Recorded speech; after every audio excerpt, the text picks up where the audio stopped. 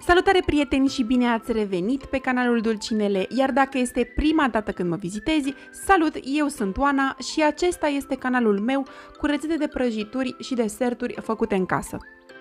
Pentru că v-a plăcut foarte mult prăjitura șarlotka, m-am hotărât să o reproduc, de data asta într-o variantă mai rapidă. Am înlocuit aluatul fraged cu blat pufos, în rest am păstrat merele, am pus chiar o cantitate mai mare de mere și budinca de vanilie.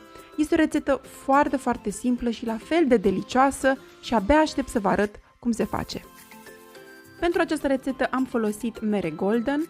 Ale mele au fost un pic mai micuțe, am folosit 6-7 mere golden, dacă folosiți mere mai mărișoare, 4-5 mere mai zdravene ar fi suficiente. Le-am tăiat în sferturi, le-am curățat de coajă și de cotor și apoi le-am feliat destul de subțire.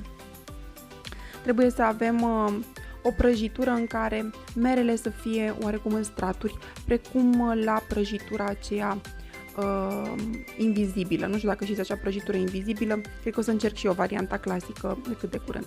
Am adăugat peste mere sucul de la jumătate de lămâie și o linguriță de scorțișoară. Pentru că merele, nu așa, merg foarte bine cu scorțișoară, puteți să săriți peste scorțișoară dacă nu sunteți așa mare fan. Le-am amestecat bine și le-am pus deoparte pentru că vom face apoi crema de vanilie. 2 ouă întregi, le-am amestecat cu 100 de grame de zahăr.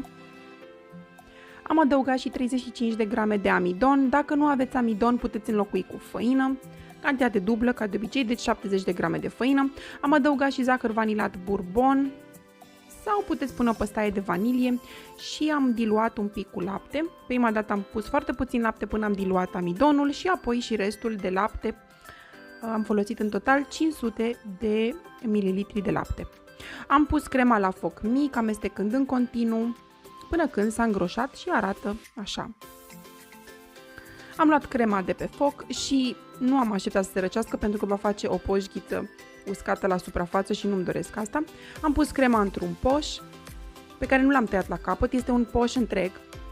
Am sigilat capătul poșului și l-am dat la rece. Crema trebuie să se răcească puțin înainte să o punem în aluatul de prăjitură. Bun, pentru blat avem nevoie de 4 ouă întregi la temperatura camerei, 150 de grame de zahăr tos, puțină emulsie de vanilie sau zahăr vanilat sau extract de vanilie sau orice altă aromă vă place vouă și am mixat cu mixerul de mână până când ouăle și-au triplat volumul, avem o spumă, vedeți, palidă. Apoi am adăugat laptele, 200 de ml de lapte. Vedeți că aluatul, deși pare pufos, totuși este un aluat destul de subțire. Am început să încorporez făina, 350 de grame de făină adăugate treptat, cernută și 2 lingurițe mici cu praf de copt.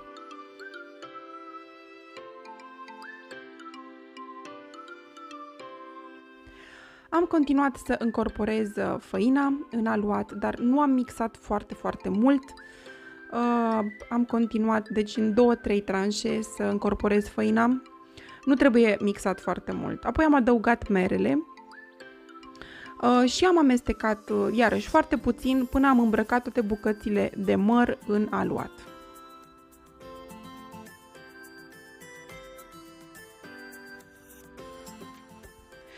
Pentru coacere am folosit o tavă de 25 pe 37 de centimetri. Am răsturnat compoziția cu mere în tavă și am nivelat cu o spatulă. Pentru că deasupra acestei compoziții vom întinde crema de vanilie.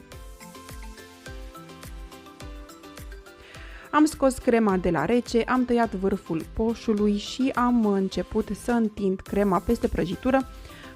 Bastonașe așa transversale sunt suficiente. Trebuie folosită toată crema, trebuie să intre un pic în aluat. Apoi tava aceasta merge la cuptor la 180 de grade Celsius fără ventilație, funcția sus-jos dacă aveți cuptor electric, pentru maxim 30 de minute. Puteți încerca cu scobitoarea, dar vă garantez 30 de minute sunt absolut suficiente. Această prăjitură seamănă destul de mult cu șarlotka pe care am făcut-o anterior, cu singura diferență că aluatul nu este un aluat fraged cu mult unt, ci mai degrabă, așa cum am spus mai devreme, un aluat de prăjitură cu mere, prăjitură invizibilă. Nu știu dacă ați văzut cum arată acea prăjitură invizibilă cu mere.